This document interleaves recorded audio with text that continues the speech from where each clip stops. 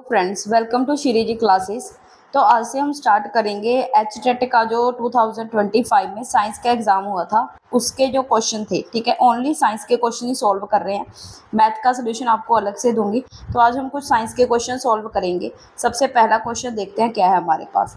सबसे first question है a 200 newton block rest on a frictionless inclined plane. एक हमारे पास इंक्लाइंड प्लेन है। ठीक है, इंक्लाइंड प्लेन फ्रिक्शनलेस मतलब फ्रिक्शन फोर्स की हमें बात नहीं करनी है। 200 न्यूटन का एक ब्लॉक है जो उसके ऊपर रेस्ट कर रहा है, मतलब यहाँ पे पड़ा है। ठीक है, मास कितना है इसका 200 Newton. Next, angle of inclination कितना दिया है 30 डिग्री दिया है हमें। ठीक है, a cord is attach to the block passes over frictionless pulley.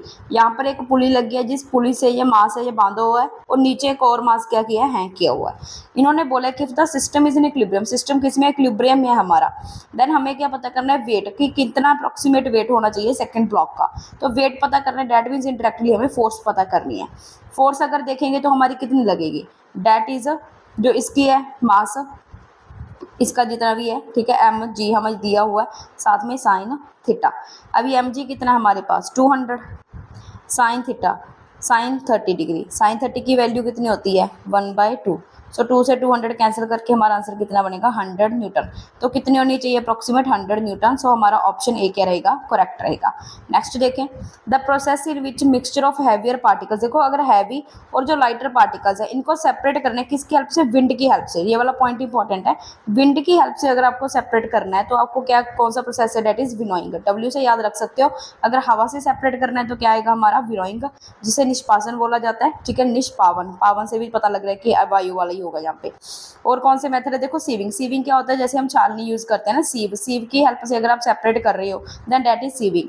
Sedimentation क्या होता है, जिसमें जो हैवियर पार्टिकल है वो नीचे बैठ जाते हैं, ऊपर लाइटर पार्टिकल्स ऊपर ऊपर क्या करते हैं, फ्लोट करते हैं, दैट इज सेडिमेंटेशन। ठीक है, नेक्स्ट चलते हैं 93rd क्वेश्चन। थर्ड क्वेश्चन आज हमारा fourth, 2.5 gram of sugar is dissolved in 47.5 gram of water.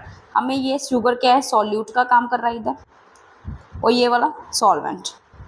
हमें क्या पता करना है, कॉन्सेंट्रेशन पता करनी है। देखो कॉन्सेंट्रेशन का फॉर्मूला क्या होएगा, ऊपर सॉल्यूट का मास नीचे टोटल मास। टोटल मास कितना है 47.5 प्लस 2.5, सम अप करेंगे तो कितना आएगा हमारा 47,550.150। ठीक है, टोटल कितना है 50 मल्टीप्लाइड बाय 100। क्यों, क्योंकि हमें परसेंट में कैलकुलेट करना है इसे कि कितना बनेगा।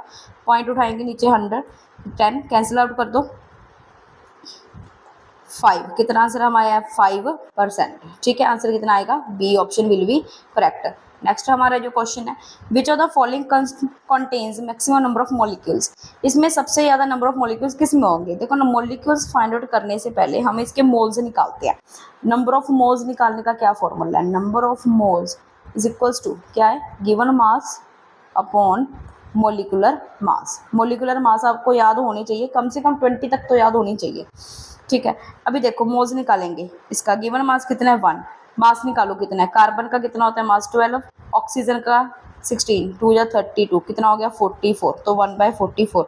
इसके कितने बनेंगे 1 नाइट्रोजन का कितना होता है मास 14, 2 है तो 40, 28।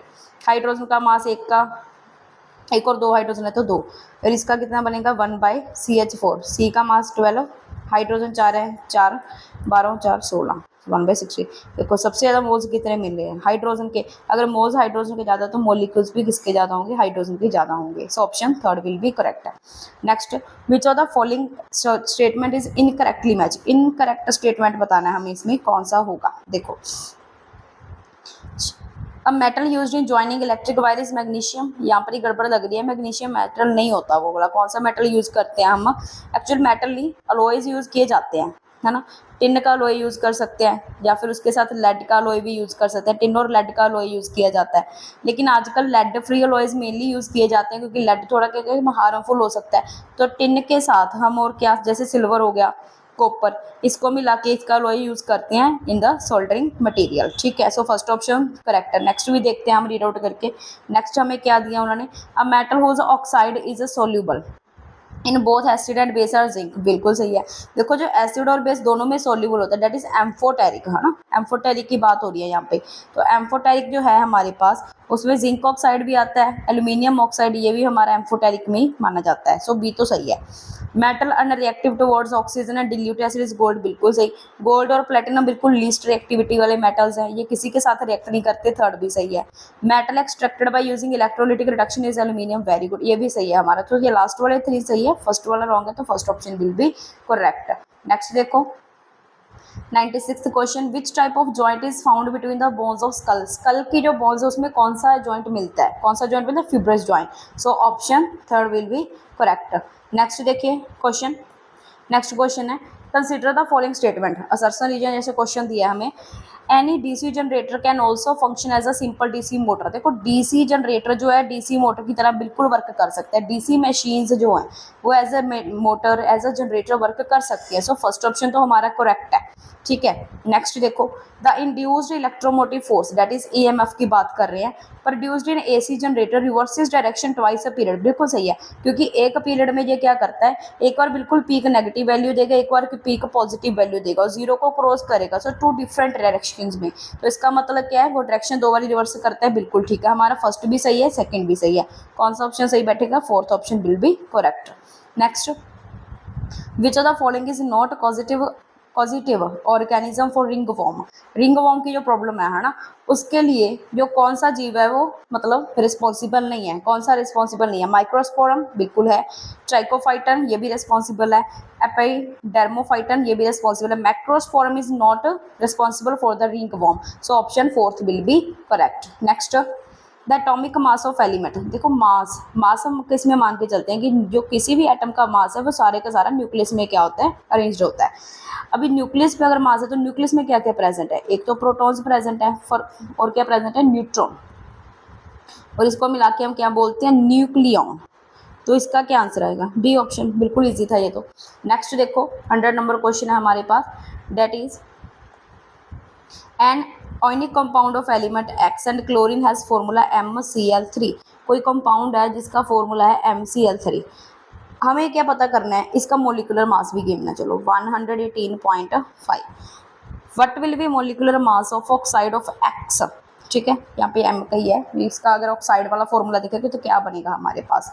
तो देखो फिर क्या करेंगे, यहाँ से हम सबसे पहले क्या देखते हैं, एम का मास निकालते हैं, क्लोरीन का मास कितना होता है 35.5, 3 है तो 3 से मल्टीप्लाई कर देंगे, 3/15, एक कैरी 106.5, अब इसमें से माइनस कर दो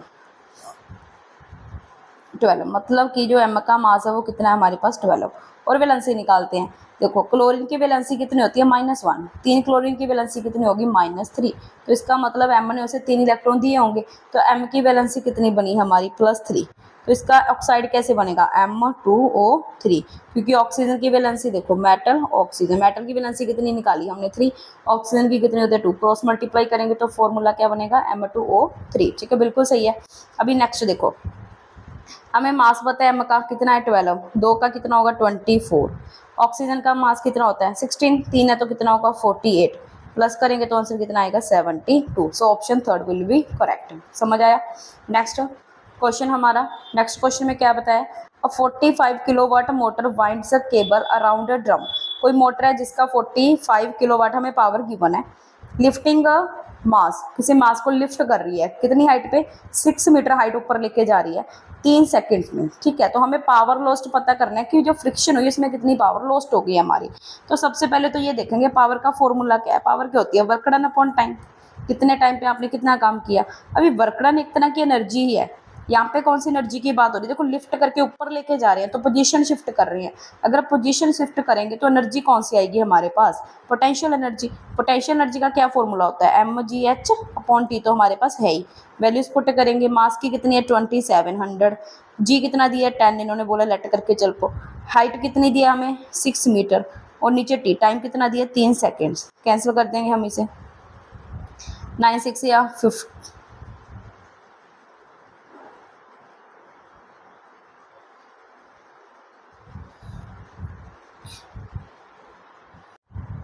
तो यहाँ पे हमारा आंसर कितना आ रहा है 54 किलोवाट, ठीक है, लेकिन गिवन मोटर तो सिर्फ 45 किलोवाट की है, ये तो 54 आ रहा है, तो मतलब क्वेश्चन में थोड़ी प्रॉब्लम है, इसको स्किप करेंगे। हो सकता है इसकी आपको ग्रेस मार्क मिले हो एग्जाम में।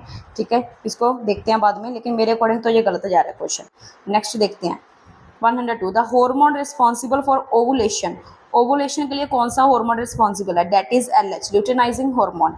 इसमें क्या होता है, जब ल्यूटेनाइजिंग हार्मोन की बॉडी में लेवल काफ़ी अप होती है, लेवल बिल्कुल पीक पे चला जाता है, तब ये हार्मोन्स रिलीज होते हैं। और हार्मोन्स रिलीज होंगे, फिर जो मैच्योर एग हैं बॉडी से, मतलब फोलाइकल जो भी हमारे हैं मैच्योर एग्स, ठीक है, वो क्या होते हैं, रिलीज होना स्टार्ट हो जाते हैं ओवेरी से, और उसे ही हमें ओवुलेशन का प्रोसेस कहते हैं। ठीक है, तो third option is correct. Next देखें, an insect trapped in a circular groove with a radius of 12 centimeter continually moves along the groove and completes 7 revolutions in the 100 seconds। ये देखो क्वेश्चन हमें क्या दिया है कि कोई एक इंसेक्ट है, एक हमें सर्कल दिया है, ठीक है, यहाँ पे बना लेते हैं, एक सर्कल है जिसका रेडियस हमें कितना दिया हुआ है, 12 सेंटीमीटर।